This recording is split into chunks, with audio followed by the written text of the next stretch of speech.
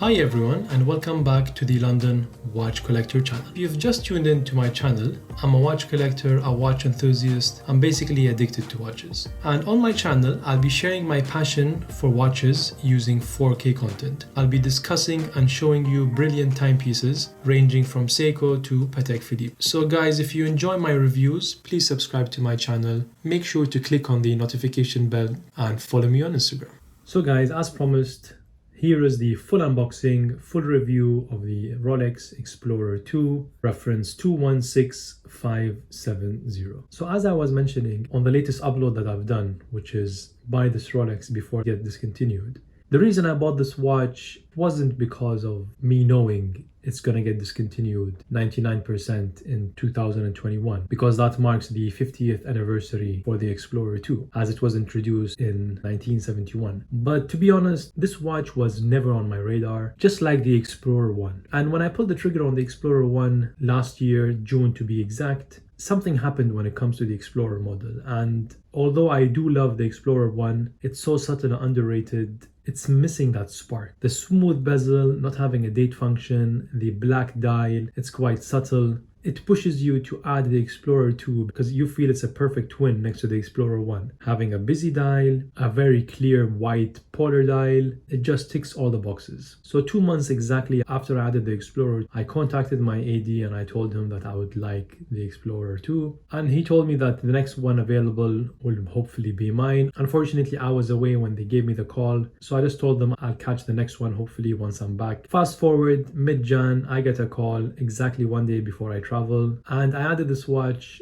to my collection, but I was unable to enjoy it, wear it until I was back a month later. Fast forward, I took it with me on an adventure in Oman. I'm going to be traveling quite a lot for the next couple of months, so this watch is going to be my companion, and I'm looking forward to giving you an update in 6 months time. But without further ado guys, let's go ahead and do the full unboxing. It's not going to be a sticker removal because most of the stickers was removed by the AD. Whatever was missed out by them, I've removed myself. You can tell from the size, this is a medium box. It comes with a sleeve.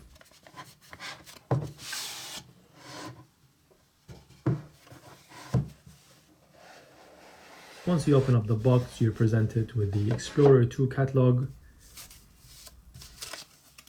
Inside the catalog, it explains to you how to set your watch, how to wind it, how to adjust the time. This watch has a nice feature whereby you jump the hour hands without stopping the second hands, so keeps that precise time always.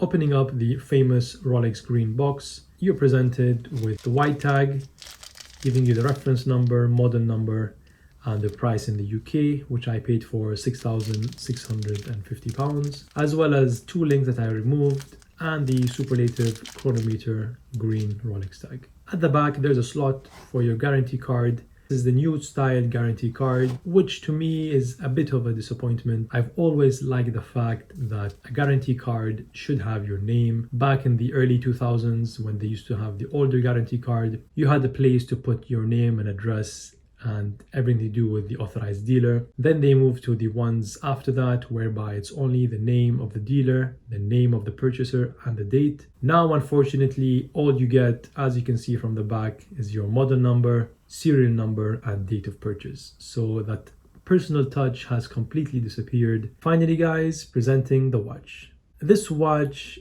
as I said in the vlog that I did, this is the most unphotogenic watch I've ever seen. There's something about it that does not appeal to anyone in photos or videos. But when you put it on your wrist, it completely transforms into a beautiful timepiece on your wrist. Although it is a bit on the larger side, my wrist is around 16 and a half centimeters.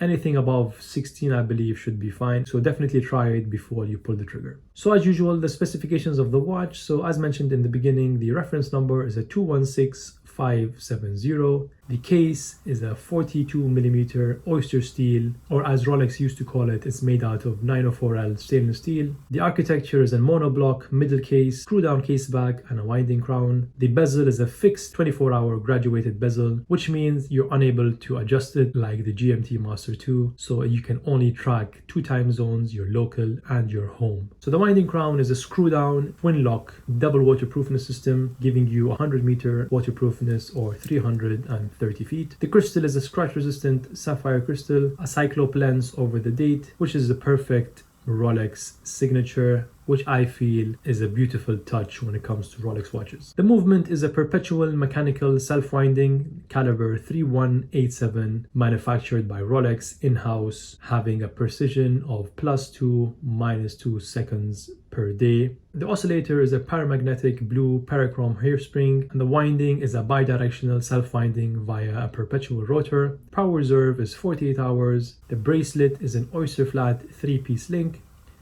and the clasp is a folding oyster lock safety clasp with an easy 5mm comfort extension link. Chromolite, or the luminescent hands that it has, probably one of the strongest looms I've seen in a Rolex. And there's a couple of factors that affect this. One, the size of the dial, it being a 42mm case, and the most important thing, it's a wide dial, so it actually reflects and helps in the luminescence of the dial. So to show you how to set it, all you have to do is unscrew the crown, pull it to position 1, whereby you'll be able to jump the hour hands. And to advance the date, you just need to advance the hour hands, so that will not even affect your seconds hands. As you can see, it jumped from 27 to 28. If you want to take it back, you need to go back past 7 p.m. to return to the previous date. Looking at close-ups of the watch, the case thickness is not very thick. I haven't measured it. I would say it's around 10 or 11mm from the looks of it, but don't quote me on that. The finish of the bracelet is superb, but it's definitely going to have lots of scratches on it in a couple of months once I do the follow-up review. The weight of the watch, so with all the links, it's 158, which is quite on the heavy side, because don't forget, a sub would measure around 150 grams. So I would say this is on the heavy side. What I feel that Rolex will be doing is obviously reintroducing the Explorer II, probably with refined lugs, definitely a lighter weight, probably going to drop the lightness of it by 20 grams, I believe. I'm not sure about the ceramic bezel that everyone's been talking about. I highly doubt they'd be going down that route, but it will be interesting to see. I would love this watch on a ceramic bezel, especially with a wide dial, a black ceramic bezel with the numerals PVD coated in platinum but in orange to match the orange 24-hour hands. Wouldn't that be an epic watch? What changes do you feel Rolex will be doing this year when it comes to the Explorer II? Let me know in the comments below. I hope you enjoyed this review. That's all for this week. Thank you for watching.